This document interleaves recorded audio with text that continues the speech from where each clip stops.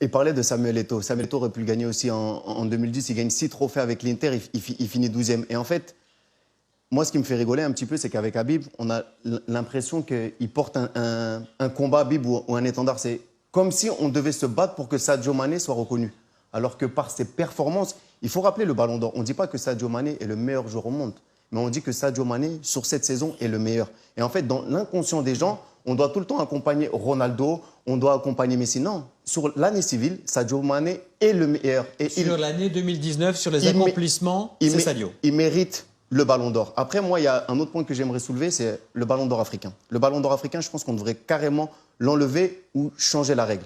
Parce que ce qu'on va dire, on va dire Sadio Mané ne va pas gagner le Ballon d'Or européen, mais c'est pas grave, il va gagner le Ballon d'Or africain. Nous, on est en train de se tirer une balle dans le pied. Est-ce qu'il y a un Ballon d'Or en Amérique du Sud? Est-ce qu'il y a un Ballon d'Or juste européen? Non. Ça veut dire que nous, l'Africain, on ne se considère pas dans le championnat européen. Tu le vois dans les votes. J'ai dit, on ne se considère pas de la bonne manière. Moi, rien que sur le Ballon d'Or africain, je changerais complètement la règle. Et je pense que c'est quelque chose qui va être étudié. Récompenser les joueurs sur le continent. Il faut que l'Europe rende à l'Afrique ce qu'elle lui donne depuis des années. Didier Drogba a gagné le Ballon d'Or, a gagné la Ligue des Champions. Samuel Eto'o a gagné la Ligue des Champions.